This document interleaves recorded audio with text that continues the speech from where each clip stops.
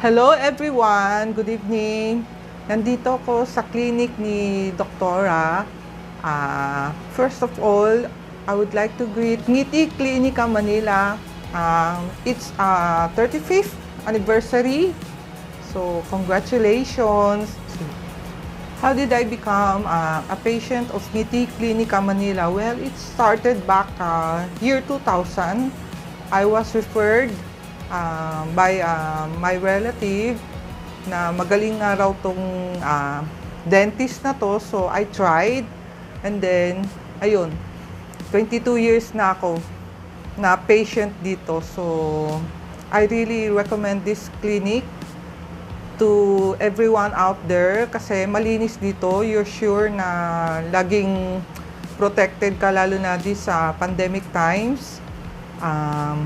Bago ka pumasok rito, may personal PPE, so slipper, no shoes inside, and then, like you see, naka-hairnet pa kami. So, yan yung mga protection, and then, after that, yung mga seat covers, lahat yan, pinapalitan yan, so individually.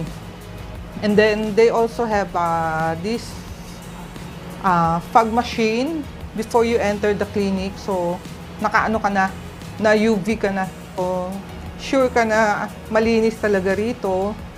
Yun, and protected ka talaga. So, yun. No shoes inside kasi merong disposable slipper na pinapasuot. And then, you can take it home afterwards. O kaya, bahala ka na. Pwede mong tapon or you can reuse it sa bahay. Yun. But, hindi pwede na rito reuse. So, everything is new always. Pagpunta mo rito, lahat bago. And then, lahat malinis, lahat sanitize. The seat cover of the dental chair, so pinapalitan lagi yan. For every person, every patient, yun. Pagkatapos, after nung patient, palit na, another set. The dental tools, disposable na rin. So, hindi na nagagamit uli sa ibang patient. So, pinapauwi. Even the saliva ejector, pinapauwi rin sa patient. Okay.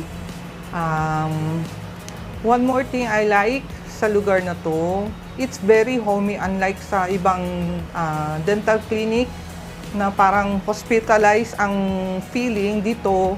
Para ka na sa bahay. You're at home here. So, marami kang nakikitang very nice and cute things.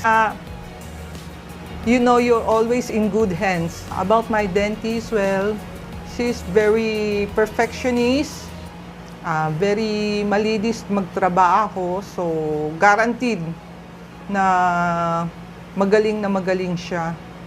And then, ang ginagawa ng dentist dito is, meron siyang camera. So, kitang-kita lahat ang ngipin mo, walang nakatago ron. Then, before and after, before ka gawin, so, kinakamera niya to see kung ano yung problema. And then, afterwards, camera again to see na okay na yung trinabaho niya. So, wala nang problema. Pagkatapos nun, inaano niya, sinesend niya yung file, yun.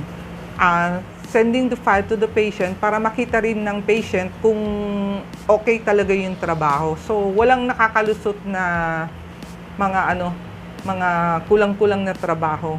So, it's always almost perfect. So, one good thing here is the dentist never hides yung mistake niya, whatever mistake na magkaroon siya, sinasabi niya, and also pinapakita niya rin through the camera. So, ayun, at least in-explain niya, and then yun, aayusin naman niya. Once again, happy anniversary to Ngiti Klinika Manila. Sana humaba pa ang dental practice, 35 more years. Also, if you want to try the service of the dentist here, it's only by appointment. So, you should have legit referred clients. Hindi siya tumatanggap kahit sino. So, unless it was referred to her.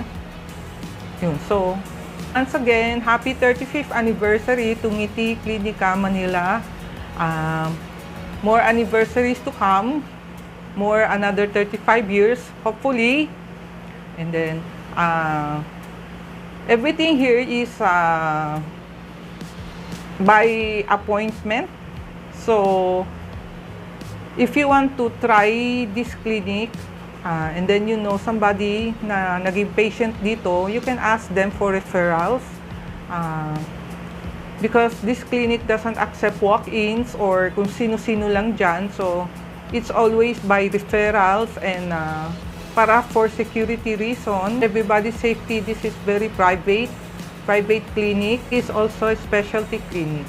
And I would like to let you know also, yung mga anak ko, dito ko rin dinadala. So, I don't trust anybody na kung saan-saan na dental clinic lang dyan. So, dito lang talaga.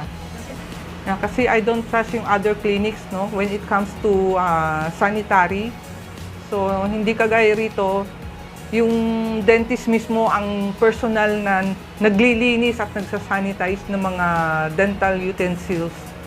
So, yun, kampante ako na malinis talaga yung mga gamit na gagamitin sa mga anak ko, sa akin. So, that's all. Thank you. Bye-bye.